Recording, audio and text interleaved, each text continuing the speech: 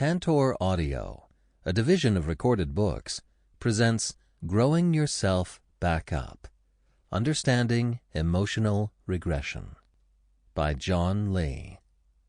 Narrated by B.J. Harrison.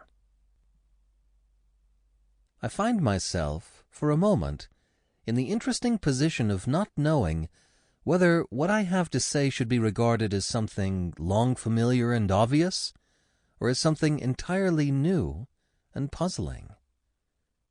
Sigmund Freud. Introduction. Regression is what happens to us when emotionally we leave the present moment. By contrast, staying present with yourself, your partner, your children, friends, colleagues, and boss means that emotionally you are completely in the here and now, and that a small part of you is neither wandering over the hills and valleys of your past, nor trying to predict the future. While staying in the present is one of the greatest gifts you can give to yourself and others, it is much easier said than done. When we regress, we go from being clear-thinking adults to talking, acting, and sometimes even looking like children who are not getting their way. We feel powerless and out of control, as if we don't have choices. We think we know what others need, but at the moment we can't say what we ourselves need. As we regress, we fall back toward an earlier time in life, usually childhood. When this happens, we very often think that others are being childish, and we might even make the fatal mistake of telling them, "I think you're regressing." By picking up this book, you have taken the first step toward learning skills to help you avoid regression. When you understand the phenomena of regression, you'll find yourself really being seen and heard by others, and you will learn to listen to others in new ways. Cultivating this skill will move your life forward in a way that you could never have imagined. When you regress, you slip into past ways of perceiving, feeling, and thinking that make you unable to see all of the choices available to you in the present. You probably regress because you are feeling unsafe, an experience that many of us felt as children. You might also feel as if forces greater than yourself are in control, and that you have no choice but to follow someone else's moods, whims, feelings, and directions. Another trigger for regression is feeling that someone important is abandoning you, when in fact regression is really your abandoning of your mature adult self. In a very real sense, I have been gathering material and experiences to write this book for the last 15 years. My first glimmering of regression came from the hundreds of workshops I led on anger.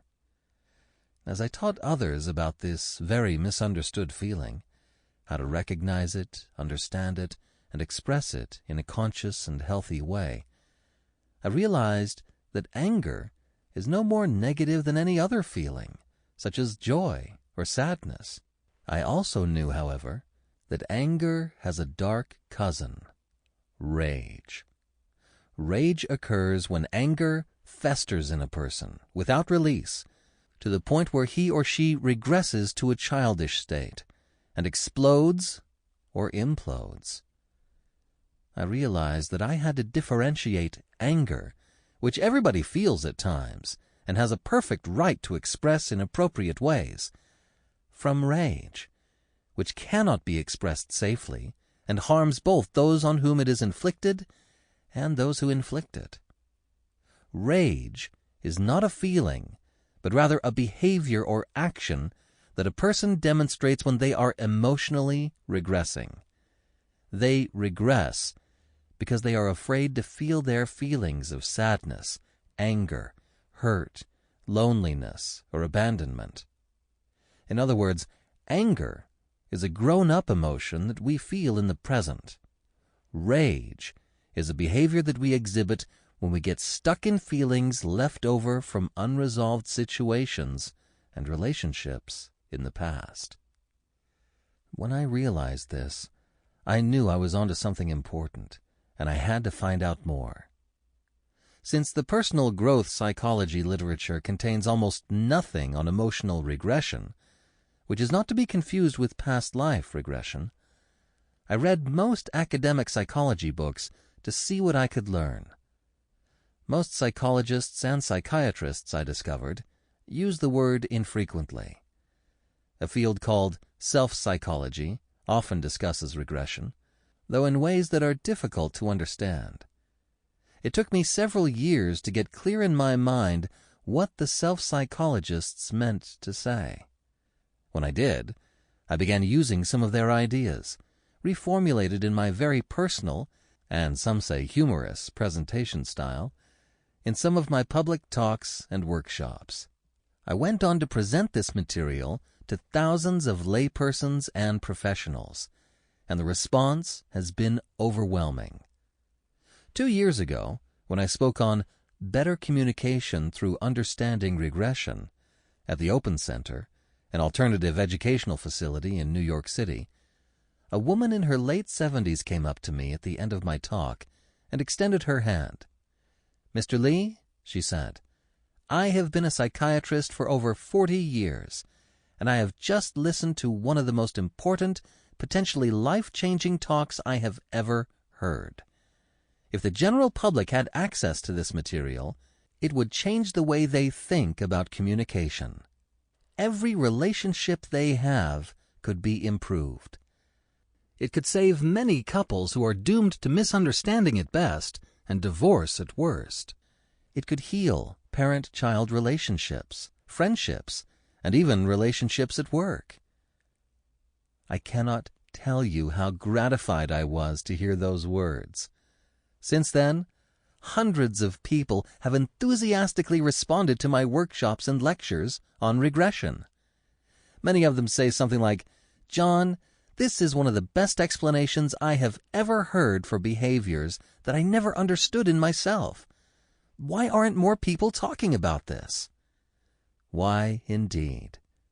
I've thought about why more has not been written or said on regression, and I've come to the following conclusions. One of the main reasons is that regression is so prevalent in our lives. It is such an integral part of our culture and our relationships that it is often mislabeled as many other things, such as neurosis and addiction, to name just two. One of the most important reasons why I have devoted so much time to understanding regression is that it is a universal experience, touching on many areas of our lives, including relationships with parents, children, spouses, and employers.